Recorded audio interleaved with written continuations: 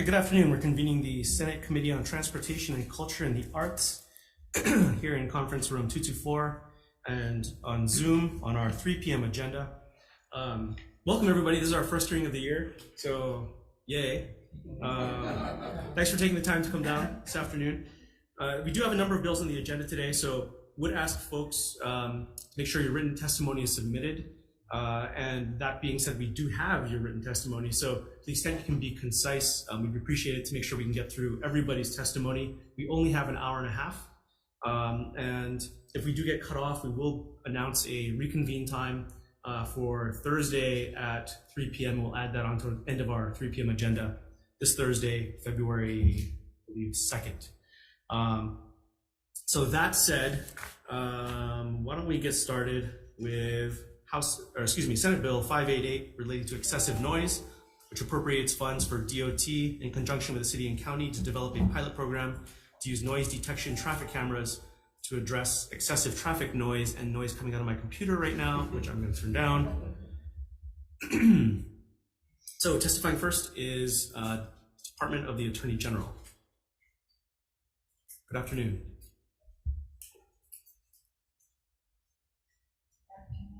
Good afternoon, Chair and members of the committee. Mary Yokota from the Attorney General's Office. We submitted testimony providing comments recommending that the bill either apply statewide or uniformly to a class of political subdivisions distinguished by a sufficiently significant characteristics to minimize the possibility of constitutional challenge. Should you have any questions, I am available. Thank you. Thank you. Up next is the Department of Transportation. Good afternoon. Chair, members, Vice Chair, DOT stands on our testimony in supporting the intent. Really don't know how to do this yet, but love to pilot out photo enforcement. Thank you. Thank you. We also have testimony from from Michael Misher in support, Denise Wavert, Kim Jorgensen, Audrey Daniels, John Bickle, and Lois Langham, all in support. Doesn't appear anyone's in the audience. Is there anyone else here wishing to testify in this measure this afternoon? All right, if not, are there any questions? Chair, I have a question for HDOT Director Sniffen or HPD. I don't know if HPD has comments on this, but maybe you can kind of hear it and see where it goes. Yeah. I know you mentioned in your testimony you're not sure how you would kind of implement it, but how would you do sort of the enforcement part? Would it be HDOT or would it be up to the counties for the noise? The way I'm seeing this right now, from our perspective, overall, the difficulty with noise enforcement in the past was first setting levels right. that we'd have to enforce to, then setting up equipment that was available to do so when officers are there. But when I'm looking at this bill, there's a potential that there's a photo enforcement piece that could potentially pick up the audios and enforce that way. That's my read of this, and that's my interest in it. If we work this kind of like the red light safety cams that we're running right now, we would be setting up a potential that we set up the equipment or the county set up the equipment. We would run it through HPD in different areas to ensure that there was a violation before we send it off to the prosecutors. And then would you pilot where there would maybe excessive noise? Like I can think of one area, it comes up all the time is Waikiki. Yeah, I think the introducer is from that area, right? Like, that would be my speculation. Yeah, I agree. And I think all of the people who testified in support are all from that same area as well. So I mean, there's quite a bit of concern from that district regularly on noise. Thank you. Thank you, Chair. Thank you. Further questions? Vice Chair. I'm just curious, being a neighbor island, but also made sure when I invest in a condo here that I'm not on the freeway or neighbor to the freeway. So what is the intent of the measuring of the traffic noise? Because you're gonna get it. The highways are in the neighborhoods. So I'm just kind of curious. I support the noise and whether it's from animals or whatever, dogs or birds and everything else. So I'm just curious if it's for data, I can see a pilot program, but I'm just kind of curious as to how you can, what we're going to accomplish by this. Maybe I can speak to the concern Is this in a general. data collection or? Yeah, maybe I can speak to the concern in general. Maybe Stacey, you can add into the concerns that were expressed in the past in the community. I'm actually sorry. I'm actually here for another bill. Oh. But I was not here to. But to be polite, if you're like with the red light cameras, right? It's a cut and dry violation. The problem when HPD has when enforcing noise violations is that, for one thing, our ears aren't calibrated for decibels, so we need some kind of measuring device, which is normally under the purview of the Department of Health. So this technology that I'm hearing about, if the device is measuring the noise, the ambient noise, and it's at a preset measurement that will determine it and deem it as noise or noisier. As far as like enforcement for police, we're just going off of what is set. So we're not the ones that are determining what the noise level is higher or not. We're just going by what is preset, I would say, in that sense, if that makes sense. So overall, the concern in the past was there were vehicles that were going through the area with very loud engines that were running through at different times that the community was concerned about. And motorcycles. Yeah. And whatever else. Okay, thanks. I'm sorry, since I'm acting Major Stacey Tanaka, I'm actually representing HPD's traffic division. Well, congratulations. Thank you. Any Thanks further- for being here. Further questions? If not, thank you both. All right, moving on to the next measure, Senate Bill 56, relating to audible vehicle reverse warning systems, which requires the use of audible reverse warning systems on state and county-owned vehicles purchased at certain times, and outfitting those with more effective broadband reversing alarms. So testifying first is the Department of Transportation. I should probably just pull you up a chair. You're going to be here a lot. Chair, Vice Chair members, the DOT stands in support. Again, this is something that we got to look forward to, trying to see what it would cost and how it would impact things. But we have several years just based on this bill. I think that's enough time for us to figure it out. Thank you. We also have testimony from Michael Fu in support. That's all the testimony we have. Is there anyone else wishing to testify in this measure this afternoon? If not, all right, are there any questions? All right, if not, thank you. Let's move on to the next measure, Senate Bill 346, relating to emergency vehicles, which makes it discretionary for authorized emergency vehicles to use sirens or not to use sirens when responding and it's unnecessary. And testifying first on 346 is Neokalani Gardens AOAO in support. Oh, good afternoon.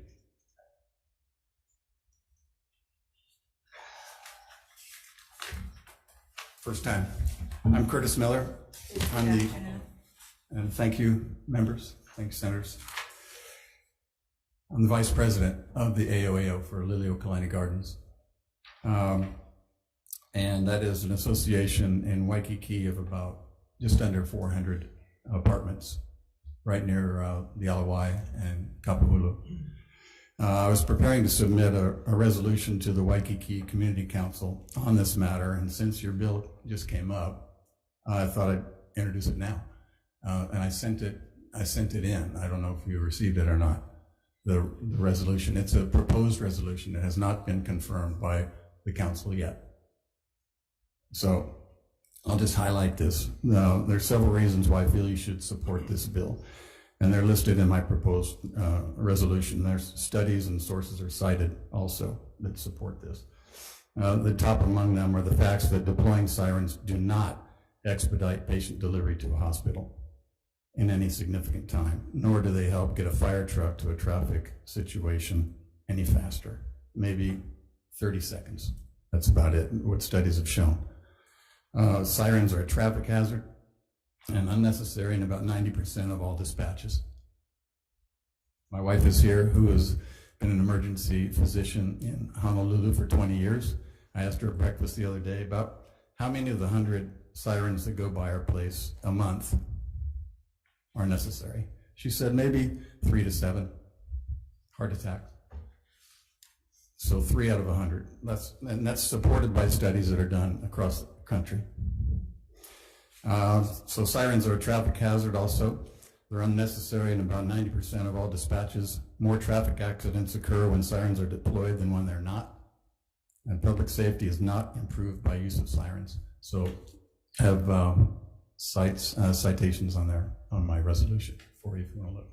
Actually, I think this law would be more of a clarification of a law that's already on the books, but I think that especially the fire department has interpreted a little bit more strictly than they should. Thank you very much. Appreciate it. Thank you. Just realized for the folks in the room that clock on the wall is absolutely wrong. I thought, wow, we have a lot of time. Okay, we also have testimony on SB 365 from, or excuse me, on SB 346 from 3 individuals, all in support. Is there anyone else wishing to testify in this measure? If not, are there any questions? All right, if not, thank you very much. Let's move on to the next measure, Senate Bill 365 relating to highway safety, which establishes the offense of operating a vehicle while impaired, along with penalties. And testifying first on 365 is the National Transportation Safety Board, who I believe is joining us on Zoom. Good afternoon. Good afternoon. Are you able to hear me? Yes. Thank you. My name is Leah Walton, and I'm a safety advocate with the National Transportation Safety Board. I want to thank Chair Lee, Vice Chair Inouye, and the sponsors of this bill for their leadership. I am here to support lowering the legal BAC limit from 0.08 to 0.05, a proven countermeasure that, if enacted, will save lives and prevent injuries on Hawaii's roads. NTSB has been recommending that all states take this action since 2013. We all know that drinking and driving has deadly consequences, but what most people fail to recognize is that impairment begins at the first drink. Nationwide, more than 10,000 people die annually on our roads in alcohol-involved crashes. That's 29 people every single day. The real tragedy is that these deaths are 100% preventable. Research shows that lowering BAC levels to 0.05 acts as a broad deterrent, causing people to change their behavior by choosing to either drink or drive. Utah was the first state to act on our recommendation in 2018 to lower the legal BAC to 0.05. In the 12 months following this change, Utah saw significant decreases in fatal crashes and serious injury crashes. Utah also saw fewer crashes involving alcohol impairment across a range of BAC levels, including a 9.1% reduction in crashes involving drivers with a 0.15 BAC or higher. Hawaii is considering multiple bills this legislative session around alcohol impaired driving, which the NTSB finds encouraging. The NTSB encourages the committee to prioritize the effectiveness of the various proposals on preventing impaired driving as they consider these bills. Hawaii has set its target for 0 deaths and 0 serious injuries on its roads. To achieve this goal, Hawaii must take bold action and implement life-saving countermeasures like lowering its BAC to 0.05. Thank you for the opportunity to share the NTSB's perspective. Thank you very much. Up next is the Department of Transportation. Good afternoon, again. What's up, saying? Thanks, Chair. Welcome back. Thank you so much. For DOT, our preference is to go from 0.08 to 0.05. The whole intent is to ensure that people can decide whether they're going to drink and drive or not. I mean, right now at 0.08, there's discussions on whether or not you can drive after a certain amount of time. We believe at 0.05, there's no discussion. You're either going to drink or you're going to drive. But that being said, we really appreciate this bill that's exploring that middle ground right now. And in Canada, they have a warning zone, a 0.05 to 0.079 warning zone, where they take administrative actions instead. We'd love to talk story a little bit more about that because I believe that the fines are just is a too light of a way to address the 0.05 to 0.079 zone. If we could take administrative action, which could include ignition interlock or the like, I think it'd be a lot more effective. Thank you, Chair. Thank you. Up next is Hawaii Police Department. That's Hawaii Island Police Department. Good afternoon. Good afternoon. Thank you, Chair Lee and members of the committee. My name is Tori Keltner. I'm the Program Manager of Traffic Services at the Hawai'i Police Department, and I'm here representing the Hawai'i Police Department in support of Senate Bill 365.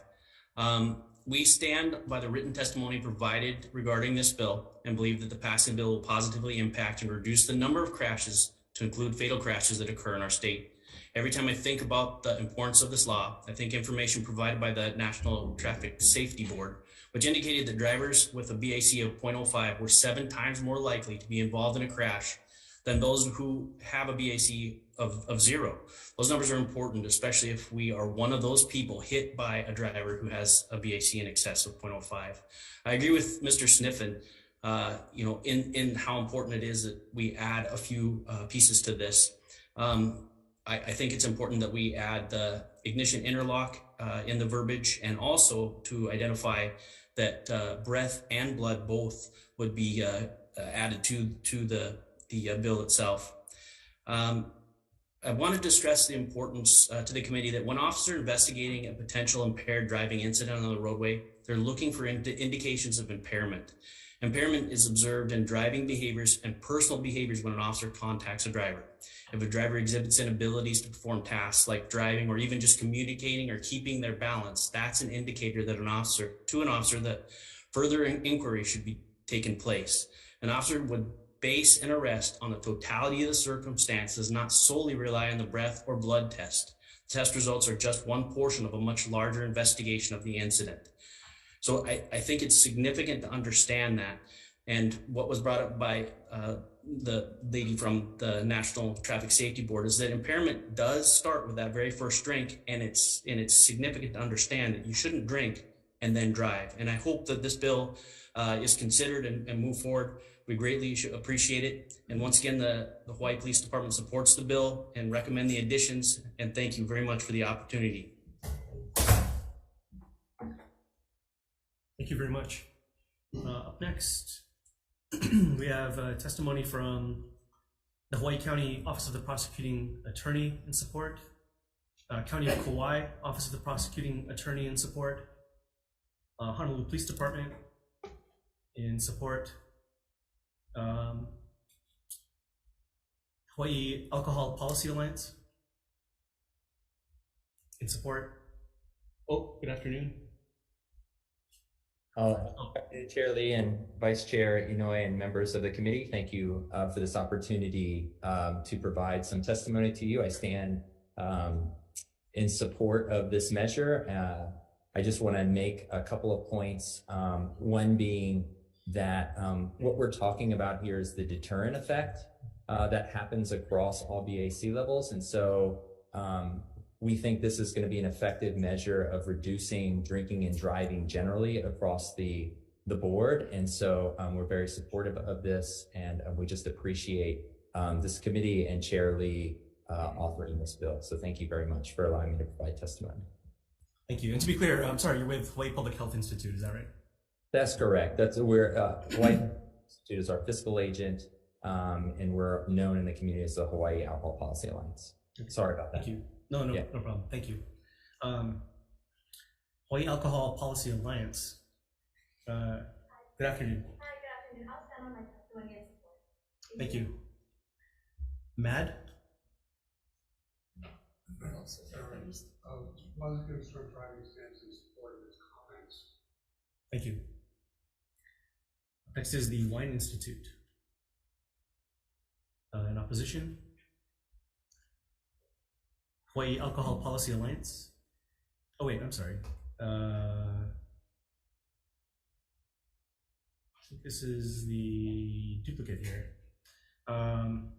Maui Coalition for Drug-Free Youth. In support with us. Good afternoon.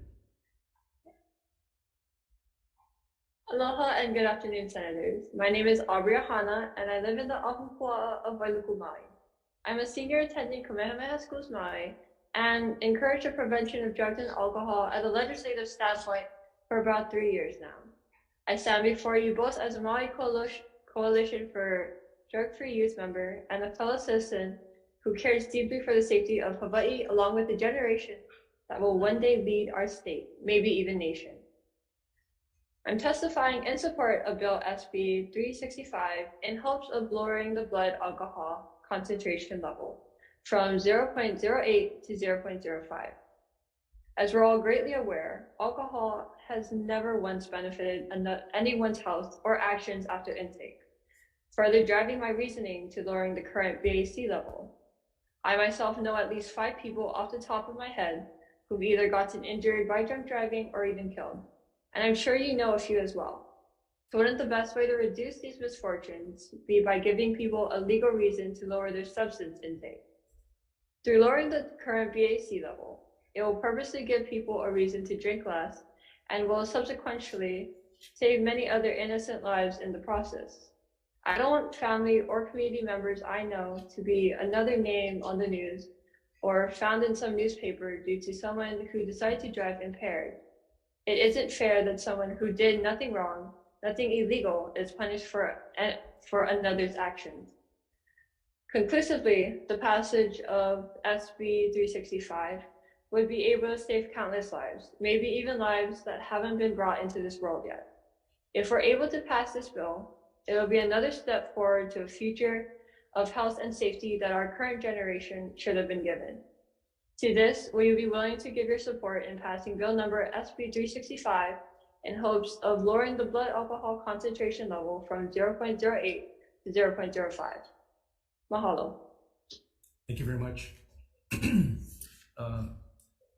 Cynthia, I apologize, I didn't see you there earlier, but you're with the Hawaii Alcohol Policy Alliance? Yes, that's true. Thank you, Chair Lee, Vice Chair Inouye, and members of the committee. I appreciate this opportunity to testify on this bill 365. I stand on my written testimony that you already have, but I would like to highlight a few points. A 0.05 BAC would create safe roads and protect Hawaii's residents, children, and families.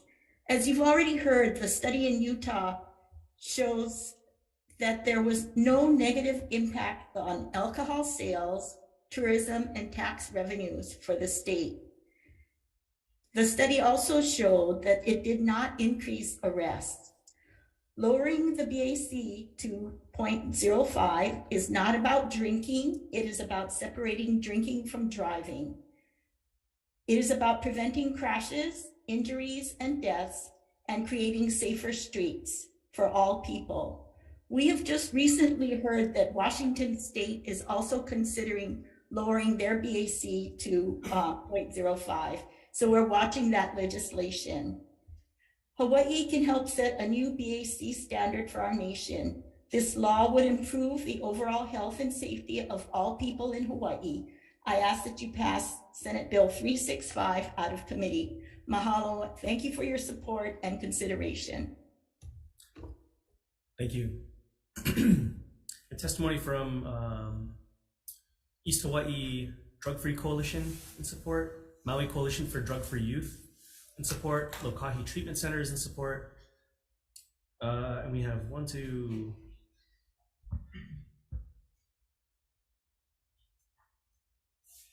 also a testimony in support from Sparks Initiatives and about an additional 18 individuals. Is that everyone wishing to testify? Is there anyone else we missed?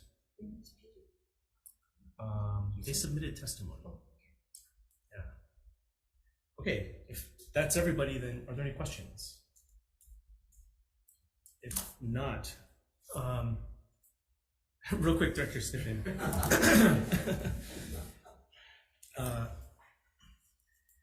Just real quick on the admin actions, if obviously this bill isn't strictly just lowering to 0.05, it is creating sort of a separate category that's sort of in the middle. It's basically like a heavier fine.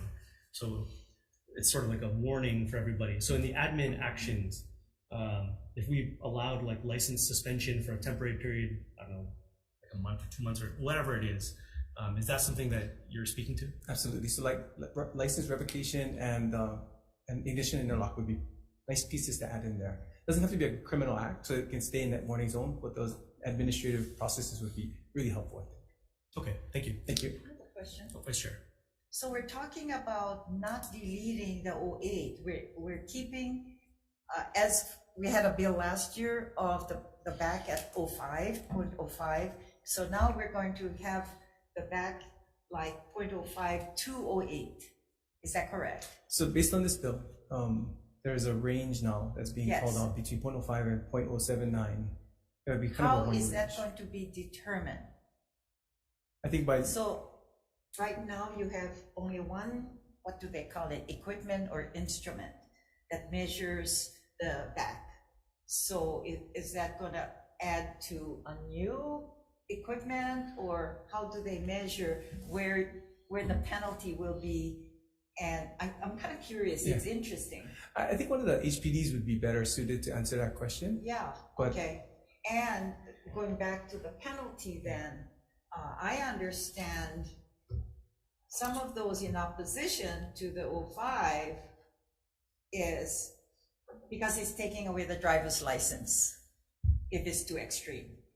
So, but anyway, Yeah. So let's just find out if you're gonna support this range or go back to the original and just go into 05. Yeah, so from my perspective, just to clarify, as I said in my opening statement, that my preference is we go from 0.08 to 0.05. Oh, okay. In general, to make sure that there is no decision to make whether or not you can drink and then drive later. At 0.05, it's pretty clear that you're either going to drink or you're going to drive. That's the DOT's perspective. But we really like that this range is being explored right now because this is kind of a middle area that Canada is already moving forward on. That's been successful. And I think it would be easier to understand if you just dropped it from a 0.08 to a 0.05 without the range. But I think they have the range in there to allow for sanctions, you know. So if you fall in this range, you're going to get a particular sanctions. That's why you have that range. What that sanctions are, I'm not sure what it is, but I think that's the reason for that range, to allow for sanctions if you fall into this range, right, under the 0.08.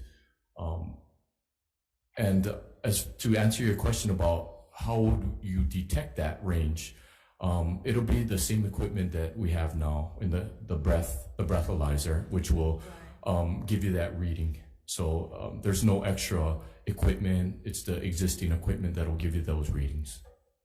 Okay, so should this measure then, Bill, add to the penalties so that people out there, it's a transparency thing? What's the penalty? So we had asked, and as Chair Lee had pointed out, it was a heavy fine, and we're asking that the administrative processes be added to it. Okay, why I bring that up is because this act takes effect upon its approval. So if there's a method or the way that you need to get this moving along, if it's approved by the governor and signed and becomes act, would you need time to work out the details? Because how do you, and unless you're gonna do rules, because this measure does not give a specific on the penalties unless it goes to judiciary after, and the people have a right to know. So I'm just curious to see if the date should give you a little more leverage instead of, or the act is approved, but your process or whatever goes into effect January 1st, 2024. Or something of that nature. And we've done that before to give you, but you know, my concern is that I think the people out there should know, then they won't go drinking. Mm-hmm. But you know, it doesn't specifically say that, okay, if you're at the back is at 05, 06, 07, what is the penalty? And 08, but this does not. So I'm just curious, as this measure moves along, which I'm sure it will, maybe judiciary can think of something, or you folks can bring it up. Thank you. Okay. Any further questions? All right, thank you, everybody. Thank you. Thank you. Give me a good idea on that. All right. Moving on to the next measure, Senate Bill 341 relating to motor vehicle insurance, which increases the minimum required liability coverage for accidental harm and destruction of property for motor vehicle insurance policies in the state. Testifying first this afternoon on SB 341 is DCCA, Insurance Division. Good afternoon. Good afternoon. So Gordon Ito, Commissioner couldn't be here today, but the DCCA does stand on its written testimony offering comments, and we're available to answer any questions. Thank you. Thank you. What is your name? Kathleen Nakasone. Thank you. Thank you. Up next is the Hawaii Insurers Council.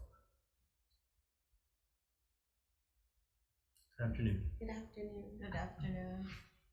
Hi, Senator Lee, Vice Chair Inoue, members of the committee, Allison Uyoka for Hawaii Insurers Council. I'm not going to read my testimony. I just wanted to offer a comment and ask for one amendment. The comment is that any increase in minimum limits liability is regressive, and it may increase costs for other liability coverages as well, namely uninsured and underinsured motorist coverage. However, if the legislature decides to increase minimum coverages, we're asking for an amendment which relates to the industry's ability to appropriately charge for coverages. Hawaii has a very strict prior approval rate law, which means no insurer may charge a rate that has not been approved prior to its use. We have provided language that mandates the insurance commissioner to call for a filing by the industry and a timeline to approve rates prior to the law becoming effective. Thank you for the opportunity to testify. Thank you very much. Next is the American Property Casualty Insurance Association.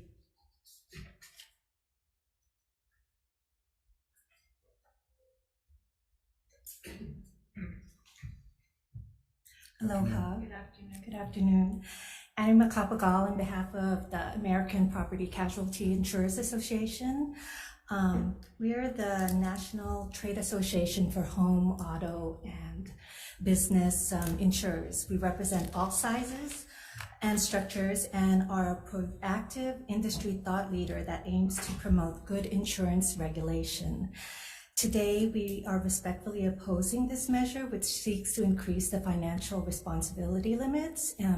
At this time, we're asking the legislature to take into consideration that the public is still recovering from the pandemic, and while this bill will drive up the rates across the board, please consider the low income and others with limited resources. And I didn't have a chance to take a look at HIC's testimony yet, but I believe we did have another issue regarding the effective date of this measure, because as it's written right now, as soon as the governor signs the bill, it will, all of the existing insurance policies will be illegal effectively.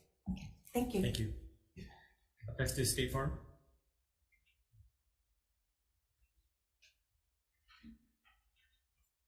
Afternoon, Shirley, Vice Chair Inoue, members of the committee. Matt Sujimura on behalf of State Farm Insurance. You have our testimony in opposition to SB 341. The thing I think that I just want to be able to point out is at the heart of this bill is the question and the discussion, I think, of needing to determine the balance between coverage and affordability. As many of the other insurance companies have mentioned prior to this, with the increase in coverage limits comes an increase in cost to the consumer, and that increase in cost to the consumer can have unintended consequences to those who are in the worst position to be able to have to face an increase in those prices. And so what that ends up potentially yielding is more uninsured drivers, which drives up the cost of that underinsured and non-insured, which then drives up even the prices even more for those who can afford it. So again, for those reasons, we're in opposition, but happy to answer any questions. Thank you very much. Up next is the Hawaii Association for Justice. Good afternoon. Aloha, Chair, Vice Chair, members of the committee. Evan Oe on behalf of the Hawaii Association for Justice. HAJ appreciates the increases proposed in SB 341. We would respectfully recommend the adoption of higher increases in SB 920 and 976, which would require increases of a minimum to at least 50,000 per person and about 100,000 per aggregate per accident. These levels would actually more accurately reflect the current high costs associated with motor vehicle accidents at this time. Just for background, Hawaii's motor vehicle insurance requirement minimums haven't been increased in about 25 years since 1998. resulting in a more than 50% reduction in consumer protection. That's what we found. The current low minimums of about $20,000 are inconsistent with the rising cost of living and medical bills that accident victims face. For instance, accidents of moderate severity routinely exceed 20,000, and if there's an emergency or trauma involved, it routinely exceeds 50,000. In addition, we found that Hawaii's been one of the most profitable states for insurance companies. I think based on the NIC report in 2021, they nearly doubled their net profits and return on worth. So that's just one thing we would like to know.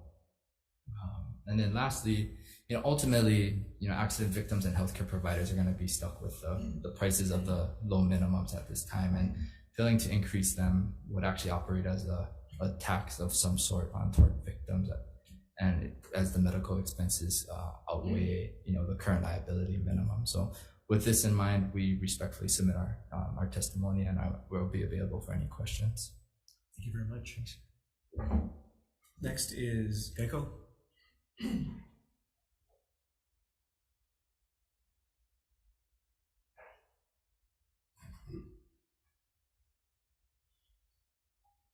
Afternoon, Chair Lee, Senators.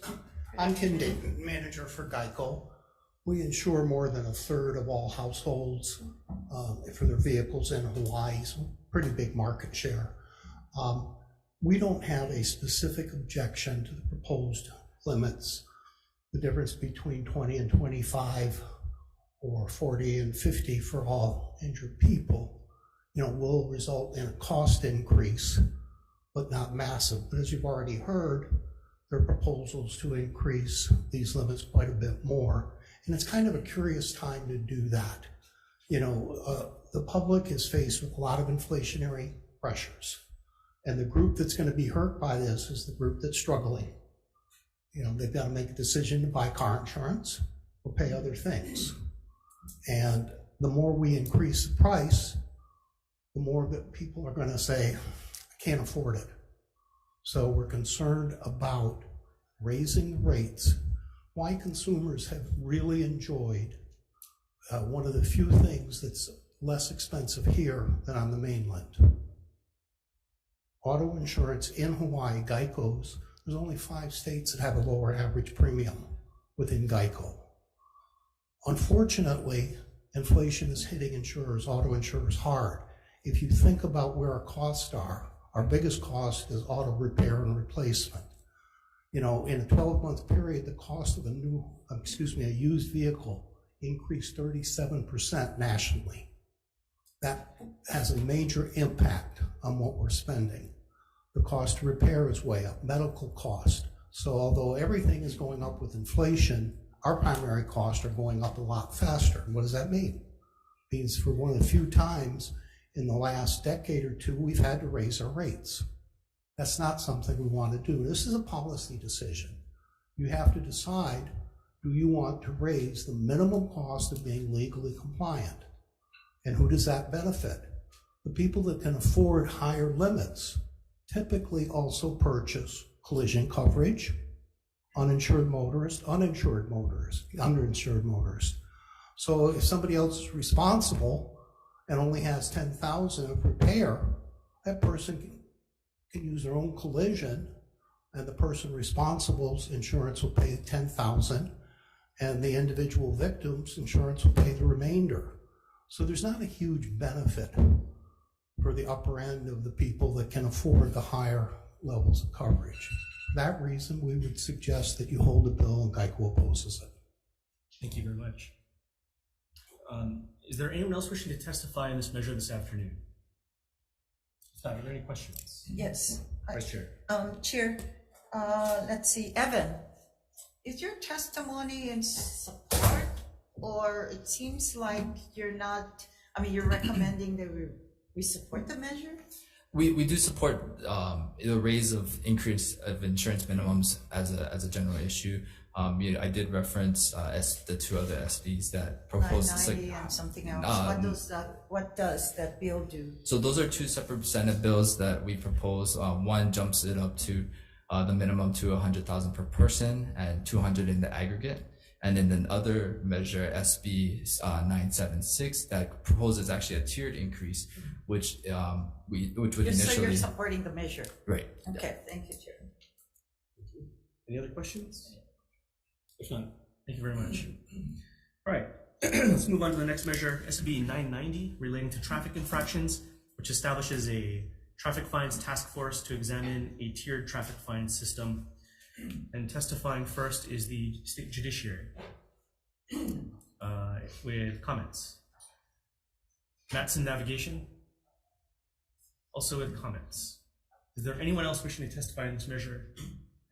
If not, all right, no one asked questions of. Let's move on to the next measure, Senate Bill 809, relating to transportation, which renames the electric bicycle an electric moped rebate program as an electric mobility program and expands the scope of the program to include electric micromobility devices.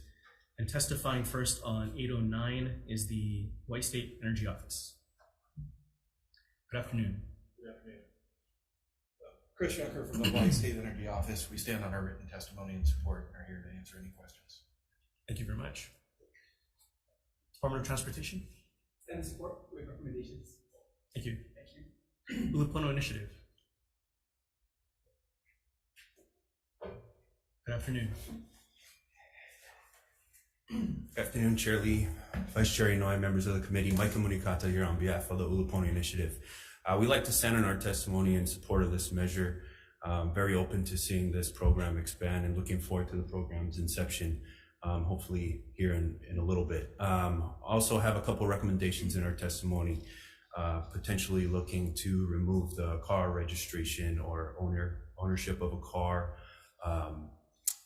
The current law states that they will not have, or if you do not have a car, that you can qualify. So we're looking to remove that and considering going car light as an option.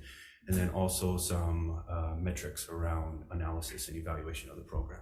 Thank you very much, Chair. Thank you. People for Bikes on Zoom. Good afternoon. Good afternoon, Tyler Blanchard with People for Bikes. Thank you, Senator Lee and the community for the opportunity to testify in support of this important legislation. I'm on the state and local policy team at People for Bikes. We're the National Bicycle Industry Trade Association working for better policies for safer and more accessible riding across the country. We represent over 320 manufacturers, suppliers, distributors. If you have a bike, that company is probably a member of ours.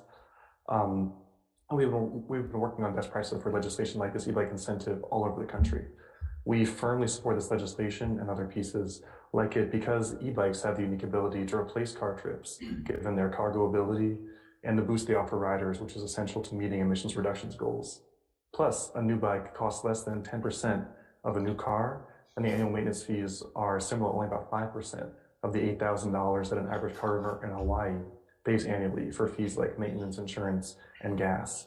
So this bill is an excellent investment in an equitable and sustainable future for the state.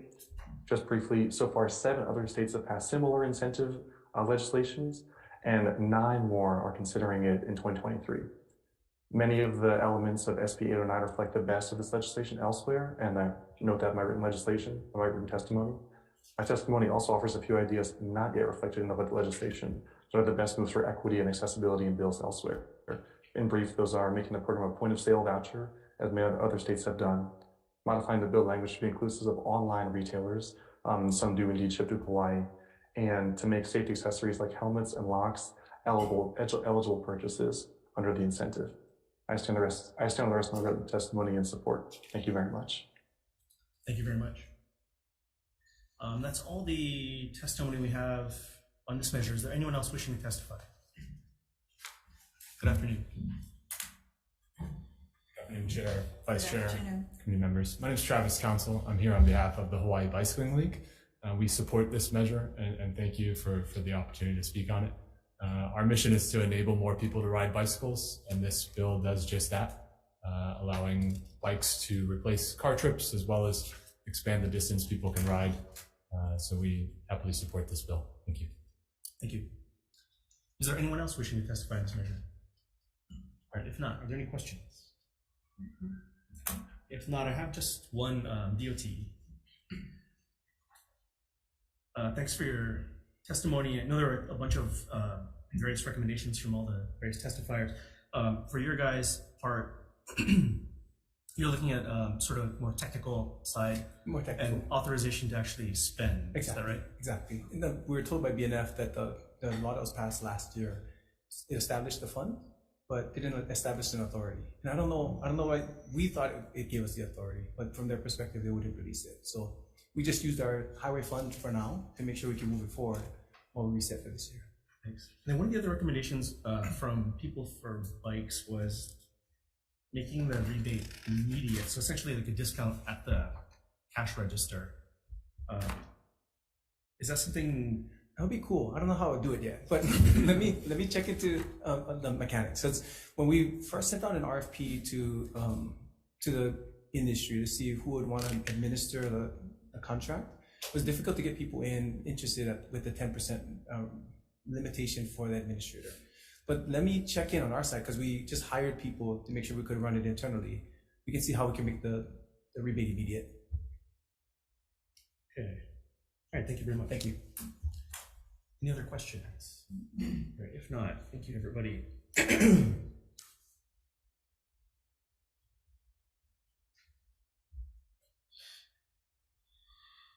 Okay, let's move on to the next measure on our agenda this afternoon, which is House Bill 810, which requires Senate bill. You know what? When you're in the House for 12 years, or we're just really, if any House members are watching, we're just really looking forward to the House bills. Senate Bill 810. We welcome you as a senator.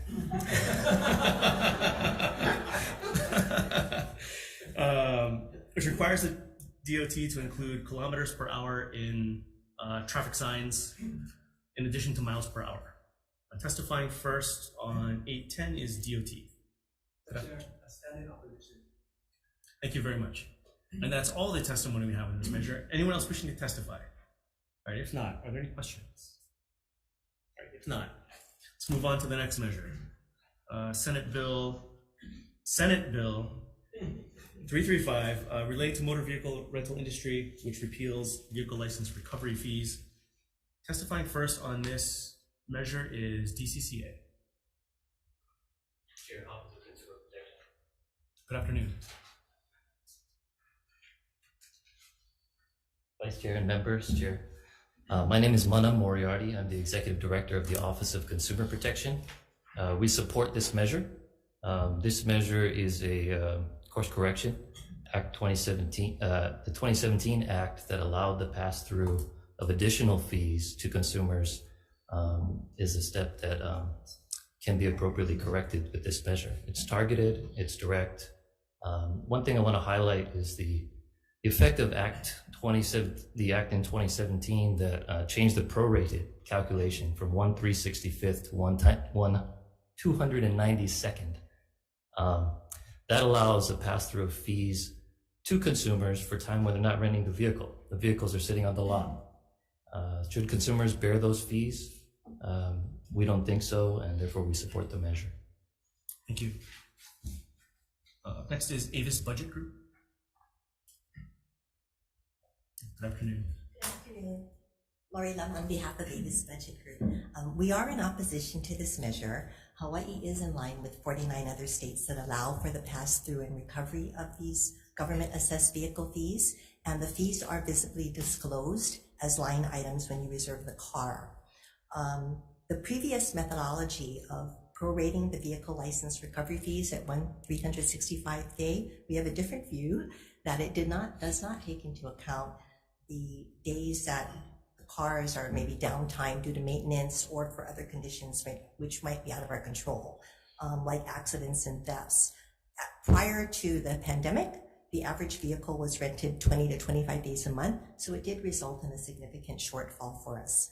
So for these reasons, we ask that you hold this measure. Thank you. Thank you. Next is Enterprise Holdings. Chair, Vice Chair, Matt Sujimura on behalf of Enterprise Rent-A-Car. I'll stand on our written testimony in opposition and just bring up that The VLF fee, recovery fee, allows the rental car companies to fairly and transparently pass on all the government fees and taxes that are necessary to make any vehicle available to rent to any consumer. But happy to answer any questions. Thank you. Thank you. And that's all the testimony we have on this measure. Is there anyone else wishing to testify? If not, are there any questions? All right, if not, thank you, everybody. Let's move on to the next measure, SB 973, relating to transportation, which requires lessors of rental motor vehicles to incorporate zero-emission vehicles or plug-in hybrid vehicles into their fleets. And testifying first is DLNR. In support, actually, I believe that's the Climate Commission, if I'm guessing, but it's not listed here. Hawaii State Energy Office. Chris Younger from the Hawaii State Energy Office, stand on our written testimony. Thank you. Ulupono Initiative. Chair Ulupono will stand on his testimony to support. Thank you. Enterprise, again. We're just trying to help you out. Yeah, thank you. I wish I had my Apple Watch on me. Good afternoon, Chair, Vice Chair Matt Sujimura on behalf of Enterprise Rent-A-Car. You have our written testimony in opposition. The one main concern that I do want to bring up for the committee is just that of the question of the infrastructure, the chicken and the egg of, even with these mandates, there is no guarantee that the infrastructure will be able to support the influx of that many electric vehicles in the state. So again, we just kind of want to be able to incorporate more EVs as the infrastructure can allow that for all the customers and consumers. But happy to answer any questions. Thank you. Thank you. Next, Avis Budget Group. Laurie Lim again for Avis Budget Group. We are also, like Enterprise, in opposition to this measure. Avis Budget actually has been incorporating electric vehicles into our fleet, and today we have approximately 300, and we're in the process of installing chargers on Maui and Oahu. As the previous testifier stated, for us, the problem is the charging infrastructure. And again, until an appropriate charging infrastructure is established, achieving the specific schedule outlined in the bill is problematic. But we would like to collaborate with you on incentives to advance the bill's intent, because we do agree with that. Thank you for the opportunity to testify. Thank you. Kauai Climate Action Coalition in support. Chamber of Sustainable Commerce in support. Blue Planet Foundation. Good afternoon. Good afternoon, Chair Lee, Vice Chair Inoue, members of the committee. I'm Jody Robinson testifying on behalf of Blue Planet Foundation. You have our testimony in support. We're significantly making progress towards our clean energy goals, but we're seeing our ground transportation really fall behind. I think this measure is a meaningful step in the right direction, as our visitor industry plays a huge role in our transportation emissions and has a huge opportunity to participate in our clean energy transition. We agree with previous testifiers that this is going to be challenging.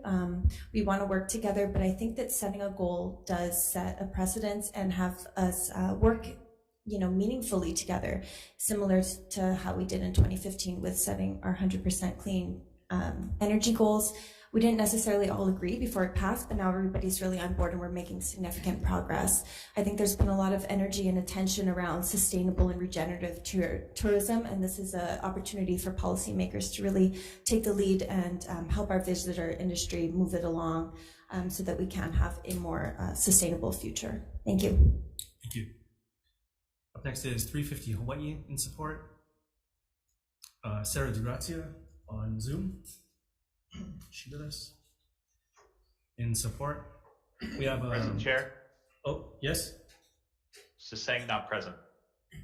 Thank you. And another 11 individuals all in support. That's all the testimony we have. Is there anyone else wishing to testify in this measure? Oh, DOT. Sorry, I didn't see you. No, we didn't submit testimony on this stuff. Actually, I don't want to stay out of their business because I'm not going to tell the rental car companies what to do.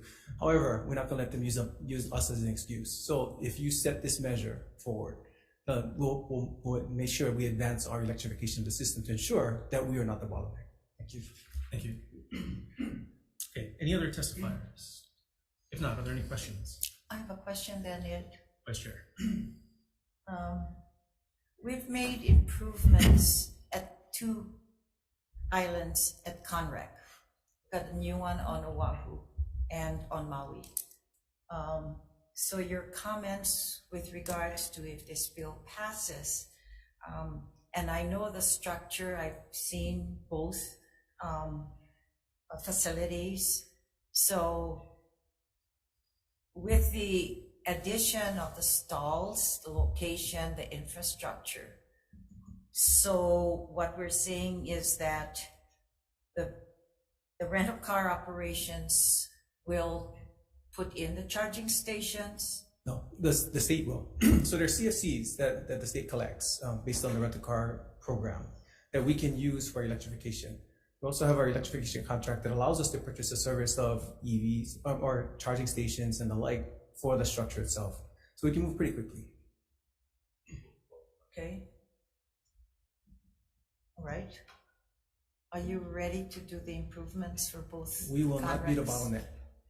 Okay, but you haven't put in yet. So we have 30 that were already ordered for both sides so far. But we're looking at the numbers to see what was necessary to support the industry. Okay. All right. Thank you. Okay. Thank you. Any other questions? Thanks for the update, Ed. Appreciate it. Thanks. Just real quick, Avis, one follow-up. Thanks. One of the things the bill also allows for is plug-in hybrids, so not full electric, but still got gas and motor and all that stuff. As a qualifier for any electric vehicle, I believe. Is there a percentage of your fleet, or are you aware, that qualifies right now? I'm sorry. I need to get back to you with that information. I know when I asked about the percentage and we're talking Hawaii fleet, right? When I mentioned the 300 cars are Hawaii fleet. And when I asked what percentage that represented, it was very minimal. I want to say like 2 to 3% of that, of the EVs, which are about 280 Teslas, and the rest are combinations of Prius and Euros. And then if we... but I will get back to you. Yeah, thank you. That'd be helpful.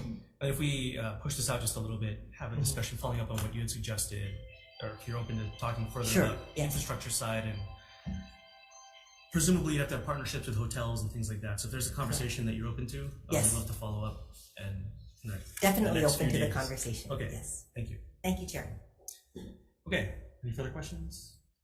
If not, let's move on. Up next is SB 382 relating to motor vehicles, which prohibits motor vehicle manufacturers from charging subscription fees for services that employ equipment already installed in the motor vehicle at the time of sale as a new vehicle. And testifying first on SB 382 is the Office of Consumer Protection.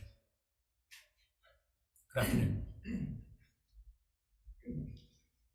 Thank you, Chair and Vice Chair and members.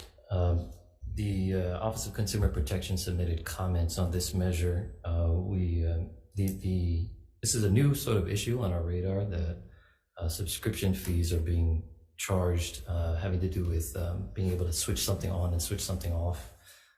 At this point, I think the downstream consequences of this sort of corporate activity are not really clear. We don't think that we're dealing with an issue of undisclosed fees at this time, but open to hearing otherwise. Thank you. Thank you. I don't think this is legal, huh? Is it legal for us to get involved with manufacturers? Hold on, we'll okay. get to All right. questions in just a sec. Up next is the Alliance for Automotive Innovation.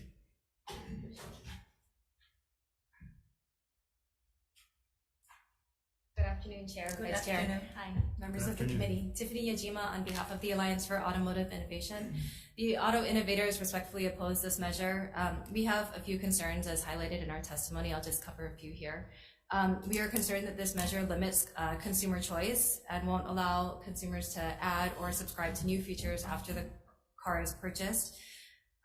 We also are concerned about inequities between new and used car buyers used car buyers wouldn't be able to select the preferences or choices for vehicles once they purchase it because it's already been sold.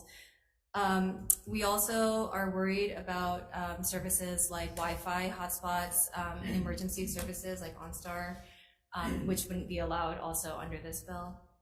We'd be happy to work with the committee and would look forward to that opportunity. Thank you. Thank you. Up next is Tesla. Senator Chair Lee, Vice Chair Inoue, Christoph represent Tesla. We submitted testimony and opposed. Thank you. That is all the testimony we have on this measure. Are there any further testifiers? Anyone missed? If not, are there any questions? Okay, my question to Vice Chair. TCCA. Is this legal though? Can we do this? Vice Chair, the state regulates automobile manufacturers under Chapter 437. So I'm not aware of any illegality here in terms of your regulatory powers. Oh, okay. Okay. I was just wondering how it would apply as compared to other states. I'm sorry, I don't have an answer for you there. Okay, all right. Thank you. Okay. Other questions? Representative Thank you, Sorry, Chair. Senator. Do you, in follow-up to the line of questioning from Senator Inoue, are you aware of any other states that have similar legislation like this or in their laws? I'm not, although I'm aware of a report recently that the European Union enacted legislation intended to combat this type of corporate practice. Obviously, that's a federated body of states that affects millions, hundreds of millions of people. At this point, I'd have to look further into whether other states are attempting to regulate in the same manner. Okay, thank you, Chair. Thanks. Other questions? If not, since you're up here, just one. Sure. I can speak a little bit to this because I know exactly where this came from. Clearly, and I drive a car that has subscription services in it, paying for music and Spotify and all that kind of stuff. But in the cases, I think mostly with other vehicle manufacturers, other than the one I drive, I think the intent of this was to take a look at situations where car companies can act in a predatory manner. So for example, if you're selling a car that has, the classic example is like heated seats. It's in there, the hardware is built into the car, you paid for it as part of your cost for the car, but ultimately then to access that, you're also charged an additional subscription on top of that, so you can have your heated seats. Is there, I guess, building on the other questions, the regulatory authority the state has to be able to manage that? Yeah, so I'm not aware that there's any sort of limit to the state's regulatory authority in terms of enacting a ban, something under 437. You could run up against sort of practical questions of enforcement at the state level. The issue that you raised, though, I think, is one about, is there something deceptive here? That there's something installed in the vehicle and you're buying it, and you think as a consumer that you are buying all the services that are included and can be switched off at the switch of a button. That's an interesting question. It's sort of a first, but in terms of whether those are disclosed, my understanding is, I'm not aware that there's any hidden fees included at this point, which is sort of the traditional hidden fee, deceptive practice type analysis that we undertake. Okay, thank you very much. Any further questions on this measure? Did you folks watch NCIS Hawaii last night? You know why? It was really interesting. The woman died in a car accident. She was driving an EV and controlled, but she got into the accident because it's not something that had a vehicle defect, but she was driving it and she got into a crash because the big equipment was there and she was heading right to it, but somebody else was controlling her brakes. I mean, it was rather spooky. So it was a manufactured thing that if you buy these new cars, EVs, somebody else in another community was able to get to her car and installed her brakes. She was doing this and she ran right into the big equipment that was in, she died anyway. So I think what the vice chair is getting at is, so if you don't pay your subscription for your breaks. Okay. Okay, if there's no further questions, thank you very much. Let's move on to the next measure. It's SB 848 relating to mopeds, which specifies that the registration fee for mopeds shall not exceed $100 per year, as determined by the county's director of finance, and specifies that the issuance fee for a tag or emblem shall be no more than $20. I'll note before we get going on this one, because we have a handful of testifiers, we have 3 more bills to go. It is 4:08. We have until 4:30 in this room. So to the extent that folks have submitted their written testimony, we'd ask folks to be concise, please. So testifying first on 848 is Moped Doctors, Inc. Oh, I'm sorry, Nathan Bingham, who requested to testify in person. Right, if not, in opposition. Moped Doctors, Inc. Oh, good afternoon. Hey, good afternoon. My name's, hey, how you guys doing? I'm calling in to oppose SB 848. That's raising the registration fee from $27 a year up to $100 a year, and the emblem fee from 50 cents to $20 a year. Puts it about $27.50 currently right now, to up to $120 it could be if this bill does pass. It's almost a 400% increase. Just a short while back, mopeds were registered as bicycles, which is a one-time $15 registration fee. They just recently passed legislation saying that we need to do the registration, the safety checks, which we're all for. It's just the mopeds are a real affordable mode of transportation, and having to pay $120 a year for a vehicle that could cost you $800 brand new just seems pretty unreasonable. And I'd like you guys to consider that, and that's why I opposed the bill. Thank you very much. All right, thank you. Up next, we have testimony in opposition from Moped Doctors, Inc. An opposition from Mopeds Direct, and about a dozen individuals all in opposition. And that's all the testimony we have in this measure. Is there anyone else wishing to testify? If not, are there any questions? I have a question for HDOT. Do you folks have a position on this measure? We took no position on this. Okay. Thank you. Thank you. Thank you.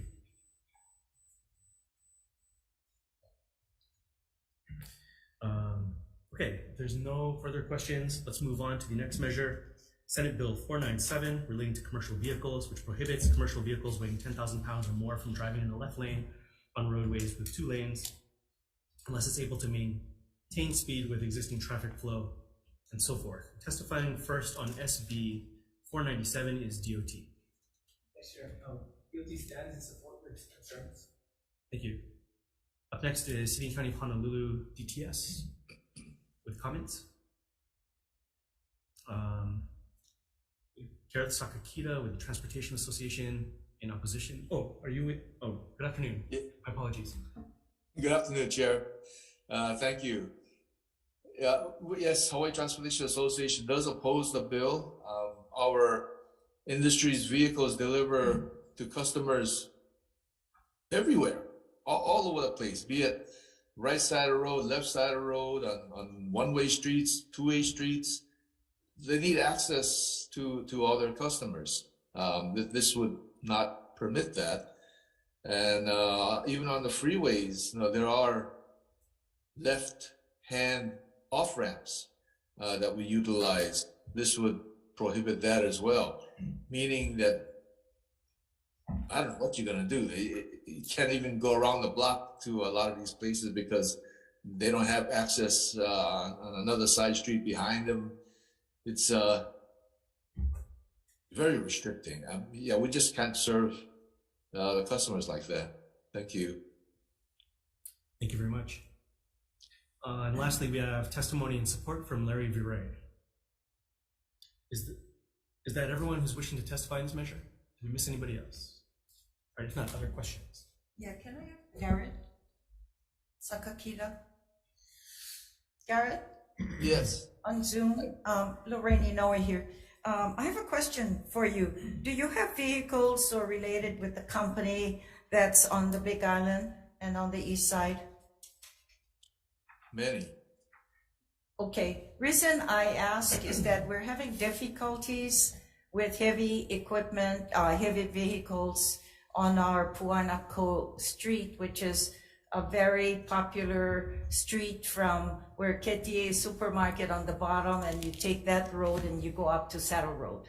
Ah, yes. Okay, so it's a 2-lane road. So that means that a lot of the large trucks are already using that road to go up to West Hawaii via DKI Highway. So this would actually prohibit that too, because there's only one way to get there. So are you having difficulty with your vehicles and trucks if you have truckers in your territory on Big Island? Or it would impact anyone, right, with heavy equipment? That's correct, yes. Okay, thank you. Any further questions? If not, all right, thank you, everybody. Let's move on to the final measure of the day, SB 808, relating to motor vehicle safety inspections, which requires DOT to amend its admin rules to repeal any provisions requiring the furnishing of evidence of registration as a condition precedent to receiving a certificate of inspection. Testifying first is DOT. Thanks, Chair. Thank you. One other individual, Nanelo, in support. That's all the testimony we have. Is there anyone else wishing to testify this measure? If not, are there any questions? Not? All right, thank you. We're going to recess for decision making. Recess.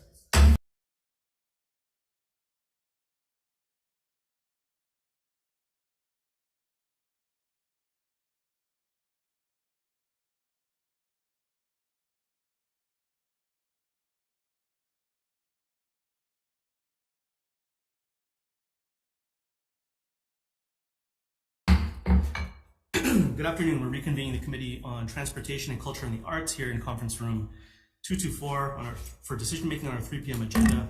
Up first is Senate Bill 558 relating to excessive noise. Recommendation is to move this forward, passing with amendments. So we're going to adopt the Attorney General's recommendations and apply this bill to counties over 500,000 rather than specifying the actual name of the county and then adding in a defective date. Questions, comments? Point of clarification, is 588 or 558? 588. Did I say 558? SB 588. Thank you. Thank you. Vice Chair, please take the vote. Okay. Chair's recommendation on SB 588 to pass with amendments. Chair Lee. Aye. Vice Chair goes aye. Senator Elefante. Aye. Senator Keoho Kalole. Aye. And Senator Awa. No. Thank you. Measure is adopted. Thank you. Up next is SB 56 relating to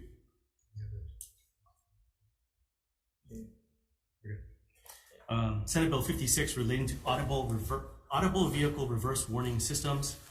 Recommendation is to pass with amendments applying the exception in the event that broadband sirens are not available, that the director can provide an exemption. And adding in a defective date. Any comments or questions on this? If not, Vice Chair. Chair's recommendation on SB 56 to pass with amendments. Chair Lee. Aye. Vice Chair goes aye. Senator Elefante. Aye. Senator Keoho Kalole. Aye. Senator Awa. No. Measure is adopted, Mr. Chair. Thanks. Moving on to SB 346 relating to highway safety. Recommendation is to pass with amendments. Making, let's see, technical amendments. Questions or comments? If not, Vice Chair. One second. Okay.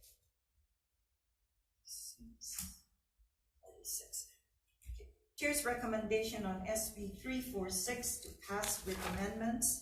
All those voting with voting aye, any voting with reservations, any opposition, any nays. Measure is adopted, Mr. Chair. Thank you. Moving on to Senate Bill 365 relating to highway safety. Recommendation is to pass with amendments adopting the Kauai prosecutors recommendation to include blood alcohol concentration as measured by breath. Secondly, DOT's amendments on allowing an administrative action, and then also changing the effective date to January 1, 2024 to give time for the public to be potentially educated and so forth. So any comments or questions on this one? If not, Vice Chair. Thank you. SB 365, Chair's recommendation is to pass with amendments with 5 members present. Anyone voting with reservations? Any voting no? Measure is adopted, Mr. Chair. Thank you. Moving on to SB 341 relating to motor vehicle insurance. Recommendation is to move this out with amendments, blanking out the minimum insurance amounts. So in other words, there'll be no actual amounts in the bill, and adding in a defective date. Questions or comments? Oh, just a comment. Chair, I'll be voting in support, however, with reservations. Some of the concerns that was raised by some of the industry members at this appropriate time with raising the minimum thresholds on that, but I understand moving it out for further discussion. Thank you. Thank you. And we'll leave those issues to be addressed in the next committee where there's jurisdiction. Okay. No further comments, Vice Chair. Okay. Chair's recommendation on SB 341 is to pass with amendments. The Vice Chair will call for the roll on this one. Senator Lee. Aye. Okay, Vice Chair goes with no. I have promised not to raise taxes this year. Senator Elefante. Aye, with reservations. Okay, Senator Kirbo Kalole. Aye. Okay, and Senator Awa. No. Measure is adopted, Mr. Chair. Thank you. Moving on to SB 990 relating to traffic infractions. Recommendations to pass with amendments, and adopting Matson's recommendation to add a member of the cargo industry to the task force. Any comments or questions? If not, Vice Chair. Okay. Chair's recommendation on SB 990 is to pass with amendments with all 5 members present. Anyone voting with reservations? Any no's? No. Okay. Measure is adopted, Mr. Chair. Thank you. Moving on to SB 809 relating to transportation. Recommendation is to move this out with amendments, to pass with amendments, adopting the Hawaii State Energy Office recommendations, allowing, in the definition of mobility devices, allowing it to be devices that can transport more than one person. Secondly, adopting DOT's technical language on the expenditure authorization that they asked for, adding in Ulupono's recommendations that we remove the requirement for car ownership out of there, and we'll add in language from people for bikes and see if we can get something back from DOT later on, looking at can we do upfront rebates so it's easier for people to access rather than having to wait for something to be mailed back to them, and then also technical amendments. Any questions or comments on this? If not, Vice Chair. Okay. Chair's recommendation on SB 809 is to pass with amendments with 5 members present. Any voting with reservations? Any nays? Measure is adopted, Mr. Chair. Thank you. Moving on to SB 810 relating to traffic control devices. Oh, shoot, real quick, I missed that one, but I was a no. Sorry. Sorry about that. So noting SB 809, no for Senator Wa. Measure is adopted, no, Mr. Chair. Thank you very much. Moving on to Senate Bill 810 relating to traffic control devices. Recommendation is going to be to defer this time. Moving on to Senate Bill 335 relating to the motor vehicle rental industry. Similarly, we'll come back to this later on, so we'll defer this measure. Okay, not to a later date, but complete deferment, yeah. Yes. Moving on to Senate Bill 973 relating to transportation. We'd like to take an opportunity to see if we can work with some of the stakeholders on this one, see if we can come up with something. So for the moment, we'll defer this to the end of our agenda, our 3 p.m. agenda on February 7th, which is next week, Thursday. Moving on to Senate Bill 382 relating to motor vehicles. Similarly, we'll see if we can work with some of the stakeholders on coming up with compromise language for everybody. So we'll defer this one as well to February 7th at the end of our 3 p.m. agenda here in this room. Moving on to Senate Bill 848 relating to mopeds. Appreciate the intent of this one, but seeing all testimony in opposition, I recommend that we defer this measure. And Senate Bill 497 relating to commercial vehicles.